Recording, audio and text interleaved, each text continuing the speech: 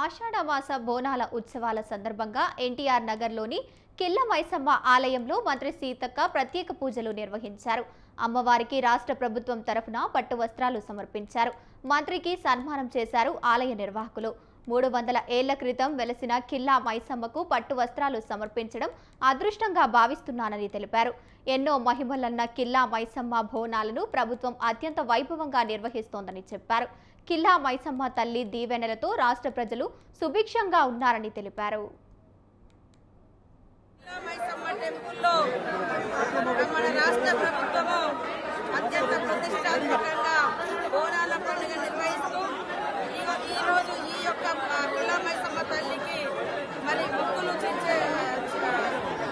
చెల్లించే బాధ్యతను మరి ఆ కార్యక్రమాన్ని నాకు పట్టు వస్త్రాల రూపంలో తల్లులకు సమర్పించేటువంటి బాధ్యతను ముఖ్యమంత్రి రేవంత్ రెడ్డి గారు, అదేవిధంగా ఎండోమెంట్ మినిస్టర్ సురేఖమ్మ గారు మాకు ఇవ్వడం జరిగింది.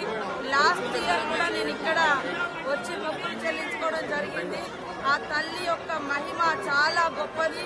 ఎందుకంటే మన తాత ముత్తాతలు దాదాపుగా 4-5 తరాల క్రితం ఇక్కడ ఈ దేవతలు మరి కొలువు తీరే విధంగా ప్రతిష్ఠింప చేసినటువంటి మహనీయులు. ఆ తల్లుల యొక్క దీవెనతోటి మన